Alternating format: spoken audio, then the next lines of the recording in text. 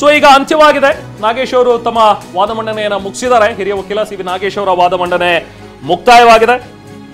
ಈಗ ಮುಂದಿನ ಒಂದು ಬೆಳವಣಿಗೆ ಕೋರ್ಟ್ನಲ್ಲಿ ಏನು ಪ್ರೊಸೀಡಿಂಗ್ಸ್ ಆಗತ್ತೆ ಅನ್ನುವಂಥದ್ದನ್ನ ಗಮನಿಸಬೇಕು. ಯಾಕಂದ್ರೆ ಈಗಾಗಲೇ SPP ಕೂಡ ತಮ್ಮ ವಾದವನ್ನ ಮಂಡಿಸಿದ್ರು. ಅದಕ್ಕೆ ಕೌಂಟರ್ ಆಗಿ ಮತ್ತೆ ಸಿ ವಿ ನಾಗೇಶ್ ಅವರು ಕೂಡ ವಾದವನ್ನ ಮಂಡಿಸಿದ್ರು. ಸೊ ಈಗ ಜಡ್ಜ್ಮೆಂಟ್ ಇವತ್ತು ರಿಸರ್ವ್ ಆಗತ್ತಾ? ರಿಸರ್ವ್ ಆದ್ರೆ ಅದು ಯಾವ ದಿನಕ್ಕೆ ಹೋಗುತ್ತೆ? ಯಾಕಂದ್ರೆ 11ನೇ ತಾರೀಕಿಗೆ ಅವ್ರ ಇಂಟ್ರಿಮ್ ಬೇಲ್ ಮುಗಿತಾ ಇದೆ. ಸೊ ಅಷ್ಟು ಒಳಗಡೆನೆ ಈ ರೆಗ್ಯುಲರ್ ಬೇಲ್ನ ಇತ್ಯರ್ಥ ಆಗತ್ತಾ, ರಿಸಲ್ಟ್ ಬರುತ್ತಾ, ಆದೇಶ ಹೊರ ಬರುತ್ತಾ ಅನ್ನುವಂಥದ್ದು ಈಗ ಕುತೂಹಲಕರ. ಎಸ್, ವೆರಿ ಇಂಟ್ರೆಸ್ಟಿಂಗ್ ಅನ್ಸುತ್ತೆ ರೆಹಮಾನ್. ಯಾಕಂದ್ರೆ ಇಂಟ್ರಿಮ್ ಬೇಲ್ ಮುಕ್ತಾಯ ಆಗ್ತಾ ಇರೋದು ಡಿಸೆಂಬರ್ 11ಕ್ಕೆ, ಸರ್ಜರಿ ನಿಗದಿಯಾಗಿರೋದು ಡಿಸೆಂಬರ್ 11ಕ್ಕೆ. ಇದೊಮ್ಮೆ ತಾವು ಹೇಳಿದ ಹಾಗೇನೆ ಈಗ ವಾದ ಪ್ರತಿವಾದವನ್ನ ಆಲಿಸಿದ್ದಾರೆ. ಆದ್ರೆ ಅದಕ್ಕೆ ಆದೇಶ ಹೊರಬೀಳಲಿಲ್ಲ ಅಂತಂದ್ರೆ, ಅದನ್ನ ಮುಂದುವರಿಕೆ ಮಾಡಿದಂತಹ ಸಂದರ್ಭದಲ್ಲಿ ಆಗ ಡಿಸೆಂಬರ್ 11ಕ್ಕೆ ಏನಾಗುತ್ತೆ? ಸರ್ಜರಿ ಒಂದು ಕಡೆ ಆಗ್ತಾ ಇದೆ ಅಂತ ಆದ್ರೆ ಅದನ್ನ ಅವರಿಗೆ ಎಕ್ಸ್ಟೆನ್ಷನ್ ಕೊಡಲಾಗುತ್ತಾ? ಅದು ಸಹಜವಾಗಿ ಎಕ್ಸ್ಟೆನ್ಷನ್ ಸಿಕ್ಬಿಡುತ್ತಾ? ಅಥವಾ ಆ ಎಕ್ಸ್ಟೆನ್ಷನ್ ಪ್ರಕ್ರಿಯೆಗಳು ಪ್ರಕ್ರಿಯೆಗಳೇನಾದ್ರೂ ನಡೀತಾವ? ಕೋರ್ಟ್ನಲ್ಲಿ ಏನಾಗುತ್ತೆ ಅನ್ನೋದು ಕುತೂಹಲ ಮೂಡಿಸ್ತಾ ಇದೆ. ಇದೊಂದು ಬಹುಶಃ ಈ ರೀತಿಯ ಕೇಸ್ಗಳಲ್ಲಿ ಹೇಗೆ ನಡೆಯುತ್ತೆ ಅಂತ ಅನ್ನೋದಕ್ಕೂ ಒಂದು ಉದಾಹರಣೆಯಾಗಿ ನಿಲ್ಲುತ್ತೆ ಅನ್ಸುತ್ತೆ. ಅಕಾಡೆಮಿಕ್ ಆಗಿ ನೋಡಿದ್ರು ಕೂಡ ಐ ಥಿಂಕ್ ಇದನ್ನ ಲಾಯರಿ ಮಾಡಬೇಕು ಅಥವಾ ವಕೀಲಿಗಿರಿ ಮಾಡಬೇಕು ಅನ್ನುವಂಥ ಒಂದು ಆಸ್ಪಿರೆಂಟ್ಸ್ ಏನಿರ್ತಾರಲ್ಲ ಅಂಥವ್ರಿಗೆ ಈ ಎಲ್ಲಾ ಪ್ರಕರಣಗಳು ಎಷ್ಟೊಂದು ಹೆಲ್ಪ್ಫುಲ್ ಆಗ್ತಾ ಇದೆ ಅಂತ ಹೇಳಿ. ಅಂದ್ರೆ ಯಾವ್ಯಾವ ವಿಚಾರದ ಮೇಲೆ, ಯಾವ್ಯಾವ ಗ್ರೌಂಡ್ಸ್ ಮೇಲೆ ನಾವು ವಾದವನ್ನ ಮಂಡಿಸಬಹುದಾಗತ್ತೆ, ಹೇಗೆ ವಾದವನ್ನ ಮಂಡಿಸಬಹುದಾಗತ್ತೆ ಅನ್ನುವಂಥದ್ದು ಇದೆಲ್ಲವೂ ಕೂಡ ಎಷ್ಟು ಸಹಕಾರಿ ಆಗುತ್ತೆ ಅನ್ನುವಂಥದ್ದಕ್ಕೂ ಕೂಡ ಸಾಕ್ಷಿ ಆಗುತ್ತೆ. ರೈಟ್. ಎಸ್, ನಾವು ಗಮನಿಸ್ತಾ ಇದ್ದೀವಿ ದರ್ಶನ್ ಪರ ವಕೀಲ ಸಿ ವಿ ನಾಗೇಶ್ ಅವರು ಮಾಡಿದಂತಹ ವಾದವನ್ನ. ಅವರ ವಾದ ಅಂತ್ಯ ಆಗಿದೆ. ಅವ್ರು ಏನ್ ಮಾಡಿದ್ರು ವಾದ? ಮೊದಲನೇದಾಗಿ ಅವರು ಸರ್ಜರಿ ವಿಚಾರವನ್ನ ಮಾಹಿತಿಯನ್ನ ತಿಳಿಸ್ಕೊಟ್ರು. ಅಂದ್ರೆ ಈ ಷರತ್ತುಗಳನ್ನೇನು ವಿಧಿಸಿ ಕೊಡಲಾಗಿದೆ ಮಧ್ಯಂತರ ಜಾಮೀನನ್ನ, 6 ವಾರಗಳ ಮಧ್ಯಂತರ ಜಾಮೀನು. ಅದು ಕೊಟ್ಟದ್ದೇ ದರ್ಶನ್ಗೆ ಬೆನ್ನು ನೋವಿನ ಸಮಸ್ಯೆ ಇದೆ, ಆ ಸಮಸ್ಯೆಗೆ ಒಂದು ಸರ್ಜರಿಯ ಅಗತ್ಯತೆ ಇದೆ, ಆ ಸರ್ಜರಿನ ಮಾಡಿಸ್ಕೊಂಡು ಅದಕ್ಕೆ ಬೇಕಾದಂತಹ ಸೂಕ್ತ ಚಿಕಿತ್ಸೆನ ಪಡ್ಕೊಂಡು ವಾಪಸ್ ಆಗಲಿ ಅಂತ. ಆದ್ರೆ ನಡೆದದ್ದೇನು? ನಡೆದದ್ದು ನಮ್ಮ ಕಣ್ಣೆದುರಿಗಿದೆ. ಸರ್ಜರಿ ಆಗಲಿಲ್ಲ. ಆದ್ರೆ ಅದಕ್ಕೆ ಪೂರಕವಾಗಿ ಏನು ಚಿಕಿತ್ಸೆಯನ್ನು ಕೊಡಲಾಗ್ತಾ ಇದೆ ಅನ್ನುವಂತಹ ವಾದವನ್ನ ಮಾಡಲಾಯಿತು. ಈಗ ಸರ್ಜರಿಯ ದಿನಾಂಕ ನಿಗದಿಯಾಗಿದೆ, 11ಕ್ಕೆ ನಿಗದಿ ಮಾಡಿದ್ದಾರೆ. ಅವತ್ತೇ ಈ ಮಧ್ಯಂತರ ಜಾಮೀನಿನ ಅವಧಿ ಅಂತ್ಯ ಆಗುತ್ತೆ. ಅದೊಂದು ವಿಚಾರ. ಆ ವಿಚಾರದ ಬಗ್ಗೆ ಸಿ ವಿ ನಾಗೇಶ್ ಅವರು ವಾದ ಮಾಡಿದ್ರು. ಅದರ ಜೊತೆಗೆ ಈಗ ಸಂಗ್ರಹವಾಗಿರುವಂತಹ ಸಾಕ್ಷಿ ಜೊತೆಗೆ ಸಾಕ್ಷಿಗಳನ್ನ ಹೇಳಿಕೆ ಕೊಟ್ಟಂತವರಿದ್ದಾರೆ, ಅವರಿಂದ ಹೇಳಿಕೆನ ಪಡೆಯುವಂತಹ ಸಂದರ್ಭದಲ್ಲಿ ಬಹಳ ಲೋಪಗಳಾಗಿದೆ, ವಿಳಂಬ ಆಗಿದೆ. ಆ ವಿಳಂಬ ಯಾಕಾಗಿದೆ? ಇಲ್ಲೇನೋ ಮ್ಯಾಜಿಕ್ ನಡೆದಿದೆ ಅಂತ ಸಿ ವಿ ನಾಗೇಶ್ ಅವರು ವಾದ ಮಾಡಿದ್ದಾರೆ.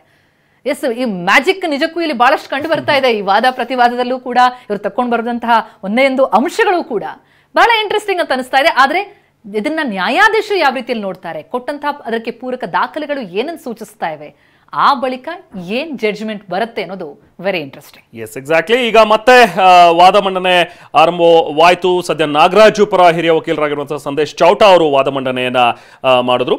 ಸೊ ವಾದ ಮಂಡನೆಯ ನಂತರ ಈಗ ಜಡ್ಜ್ ಏನ್ ಹೇಳ್ತಾರೆ, ಆದೇಶವನ್ನ ಕಾಯ್ದಿರಿಸ್ತಾರೆ ಅಥವಾ ಯಾವಾಗ ಕಾಯ್ದಿರಿಸ್ತಾರೆ? ಅಫ್ಕೋರ್ಸ್ ಇವತ್ತು SPP ಕೂಡ ವಾದ ಮಂಡಿಸಿದ್ದಾರೆ, ಸಿ ವಿ ನಾಗೇಶ್ ಅವರು ಆಯಿತು, ಹಾಗೆ ಚೌಟಾ ಅವರು ಕೂಡ ವಾದವನ್ನು ಮಂಡಿಸ್ತಾ ಇದ್ದಾರೆ. ಸೊ ಇದೆಲ್ಲವನ್ನು ನೋಡಿ ನಂತರ ಜಡ್ಜ್ಮೆಂಟ್ ಅಂತೂ ಬರುತ್ತೆ. ಬಟ್ ಇವತ್ತೇ ಆಗೋದಿಲ್ಲ, ಅದನ್ನ ಬಹುಶಃ ಕಾಯ್ದಿರಿಸುವಂಥ ಒಂದು ಸಾಧ್ಯತೆಗಳೇ ಹೆಚ್ಚಾಗಿ ಕಂಡು ಬರ್ತಾ ಇವೆ.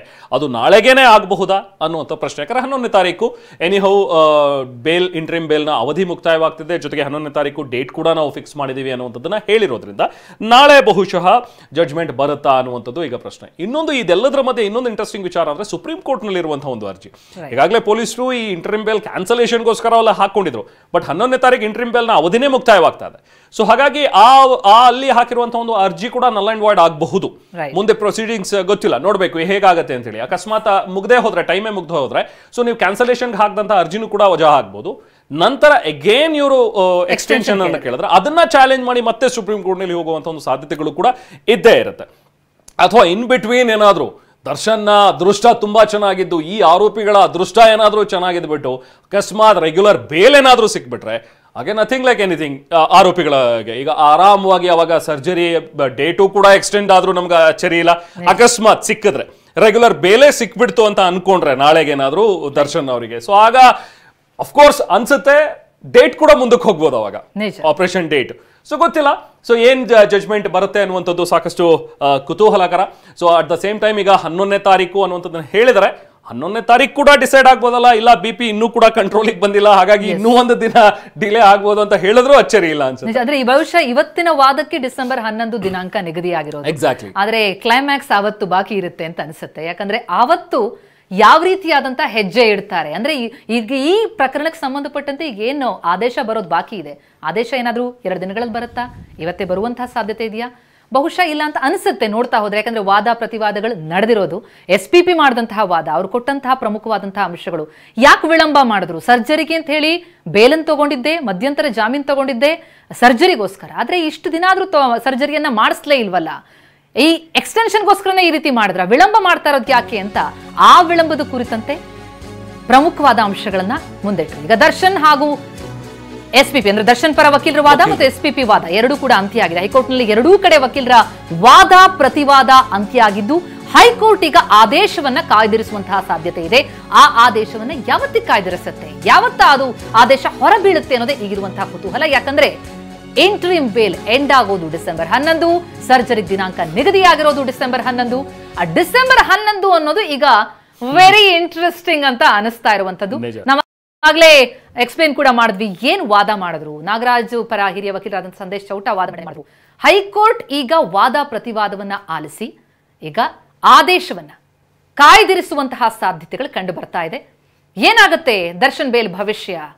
ಆಗ್ಲೇ ರೇಮಾ ತಾವ್ ಹೇಳ್ತಾ ಇದ್ರಿ, ಈಗ ರೆಗ್ಯುಲರ್ ಬೇಲೆ ಸಿಕ್ಬಿಟ್ರೆ ಆಗ ಇಂಟ್ರಿಮ್ ಬೇಲಿನ ವಿಚಾರ ಅಥವಾ ಎಕ್ಸ್ಟೆನ್ಷನ್ ವಾದ ಬರೋದೇ ಇಲ್ಲ, ಅದಕ್ಕೆ ಅರ್ಥವೇ ಇರೋದಿಲ್ಲ. ಆದ್ರೆ ಆ ಸಾಧ್ಯತೆಗಳು ಎಷ್ಟಿದೆ? ಯಾಕಂದ್ರೆ ಈವರೆಗೆ ಆದಂತಹ ಬೆಳವಣಿಗೆ ನೋಡಿದಾಗ, ಅವರು ತೆಗೆದುಕೊಂಡಂತಹ ಸಮಯ ನೋಡಿದಾಗ, ಅವರ ನಡವಳಿಕೆಗಳನ್ನ ಕೋರ್ಟ್ ಹೇಗೆ ಪರಿಗಣಿಸುತ್ತೆ ಅದು ಬಹಳ ಕುತೂಹಲ ಕಾರಣ ಆಗಿದೆ. ಎಕ್ಸಾಕ್ಟ್ಲಿ. ಮೇಲ್ನೋಟಕ್ಕೆ ಎಲ್ಲವನ್ನೂ ಕೂಡ ನೋಡ್ತಾ ಇದ್ರೆ ಮೊದಲು 6 ವಾರಗಳ ಕಾಲ ಬೇಲ್ ಸಿಕ್ಕ ನಂತರ ಅವ್ರು ಹೇಗೆ ನಡವಳಿಕೆ ಅನ್ನುವಂಥದ್ದನ್ನು ಹೇಳ್ತಾ ಇದ್ರು. SPP ದರ್ಶನ್ ಅವರ ನಡವಳಿಕೆ ಕೂಡ ಇಲ್ಲಿ ಗಮನಿಸಬೇಕು ಅಂತ ಹೇಳಿ.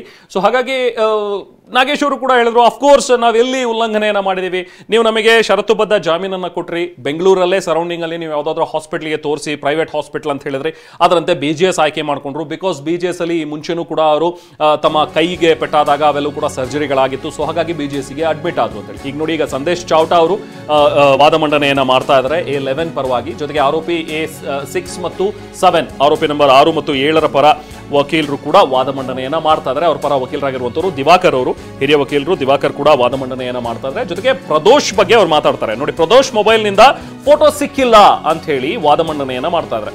ಈಗಾಗಲೇ A11 ನಾಗರಾಜು ಪರ ವಕೀಲರು ಚೌಟಾ ಅವರು ವಾದ ಮಂಡನೆ ಮಾಡಿದ್ರು. ಈಗ ಪ್ರದೋಷ್ ಪರ ವಕೀಲರು ವಾದ ಮಂಡನೆಯನ್ನ ಮಾಡ್ತಾ ಇದ್ದಾರೆ. ಆರೋಪಿ 6 ಮತ್ತು 7 ಪರ ವಕೀಲರು ಅವರೀಗ ಕೆಲವೊಂದಷ್ಟು ವಿಚಾರಗಳನ್ನ ತರ್ತಾ ಇದ್ದಾರೆ ಕೋರ್ಟ್ನ ಗಮನಕ್ಕೆ. ಪ್ರದೋಷ್ ಅವರ ಮೊಬೈಲ್ನಿಂದ ಫೋಟೋ ಸಿಕ್ಕಿಲ್ಲ ಅನ್ನುವಂಥದ್ದು ವಾದ. ದರ್ಶನ್ ಪರ 5 ಮೆಡಿಕಲ್ ಸರ್ಟಿಫಿಕೇಟ್ಗಳ ಒಂದು ಉಲ್ಲೇಖವನ್ನು ಕೂಡ ಮಾಡಿದ್ದಾರೆ. ಸೊ ಕೊನೆಯ ಮೆಡಿಕಲ್ ಸರ್ಟಿಫಿಕೇಟ್ನಲ್ಲಿ ಡಿಸೆಂಬರ್ 11 ಸರ್ಜರಿ ಉಲ್ಲೇಖ ಆಗಿರೋದ್ರ ಬಗ್ಗೆನೂ ಕೂಡ ಹೇಳಿದ್ದಾರೆ. ಸೊ ಈಗ ಇಂಟ್ರೆಸ್ಟಿಂಗ್ ಆದಂತಹ ಘಟ್ಟ, ಕೋರ್ಟ್ ಜಡ್ಜ್ ಏನ್ ಹೇಳ್ತಾರೆ ಅನ್ನುವಂಥದ್ದು. ಯಾಕಂದ್ರೆ ಎಲ್ಲರ ವಾದ ಮಂಡನೆ ಈಗ ಅಂತ್ಯವಾಗಿದೆ. CB ನಾಗೇಶ್ ಅವರು, ದಿವಾಕರ್ ಅವರ ಒಂದು ವಾದ, ಚೌಟಾ ಅವರ ಒಂದು ವಾದ, ಜೊತೆಗೆ SPP ಪ್ರಸನ್ನಕುಮಾರ್ ಅವರ ವಾದ, ಎಲ್ಲರ ಒಂದು ವಾದ ಕೂಡ ಈಗ ಅಂತ್ಯ ಆಗಿದೆ. ಸೊ ಆದೇಶ ಏನಾಗುತ್ತೆ ಅಂತೇಳಿ, ದರ್ಶನ್ ಜಾಮೀನು ಅರ್ಜಿಯ ಆದೇಶವನ್ನ ಈಗ ಹೈಕೋರ್ಟ್ ಕಾಯ್ದಿರಿಸಿದೆ. ಆದೇಶವನ್ನ ಈಗ ಹೈಕೋರ್ಟ್ ಕಾದಿರಿಸಿದೆ, ರಿಸರ್ವ್ ಆಗಿದೆ ಈಗ ಆದೇಶ. ವಾದ ಮಂಡನೆ ಎಲ್ಲವೂ ಕೂಡ ಅಂತ್ಯ ಆಗಿದೆ. ದರ್ಶನ್ ಜಾಮೀನು ಅರ್ಜಿಯ ಆದೇಶವನ್ನ ಹೈಕೋರ್ಟ್ ರಿಸರ್ವ್ ಮಾಡಿದೆ. ಅದು ಯಾವಾಗ ಅನ್ನುವಂಥದ್ದು ಇನ್ನೇನು ಕೆಲವೇ ಹೊತ್ತಿನಲ್ಲಿ ಅದು ಕೂಡ ಸ್ಪಷ್ಟವಾಗುತ್ತೆ. ಇನ್ ಬಿಟ್ವೀನ್ ಈಗ ಆದೇಶವನ್ನ ಕಾಯ್ದಿರಿಸಿದ ನಂತರ ಅಫ್ಕೋರ್ಸ್ ಇದು ಎಕ್ಸ್ಪೆಕ್ಟೆಡ್ ಬೆಳವಣಿಗೆ. CB ನಾಗೇಶ್ ಅವರು ಎಕ್ಸ್ಟೆನ್ಷನ್ಗೆ ಕೇಳ್ತಾರೆ. ಮಧ್ಯಂತರ ಆದೇಶ ಏನಿದೆಯಲ್ಲ ಅದನ್ನ ಎಕ್ಸ್ಟೆಂಡ್ ಮಾಡಿಕೊಡಿ ಅಂತೇಳಿ. ಯಾಕೆಂದ್ರೆ 11ನೇ ತಾರೀಕೆ ಸರ್ಜರಿ ಡೇಟ್ ಇರೋದ್ರಿಂದ ಎಸ್ ಮಧ್ಯಂತರ ಆದೇಶವನ್ನ ವಿಸ್ತರಿಸೋದಕ್ಕೆ CB ನಾಗೇಶ್ ಅವರು ಈಗ ಮನವಿಯನ್ನ ಮಾಡ್ತಾ ಇದ್ದಾರೆ. ದರ್ಶನ್ ಪರ ವಕೀಲರು ಅಂದ್ರೆ ಮುಂದಿನ ದಿನಾಂಕದವರೆಗೂ ನೀವಂದ್ರೆ ಈ ರೆಗ್ಯುಲರ್ ಬೇಲ್ ಬಗ್ಗೆ ನೀವು ಆದೇಶವನ್ನ ಯಾವಾಗ ಕೊಡ್ತಿರೋ ಅಲ್ಲಿವರೆಗೂ ಕೂಡ ಎಕ್ಸ್ಟೆನ್ಷನ್ ಬೇಕು ಅನ್ನುವಂಥದ್ದನ್ನ ಇವರು ಕೇಳ್ತಾ ಇದ್ದಾರೆ.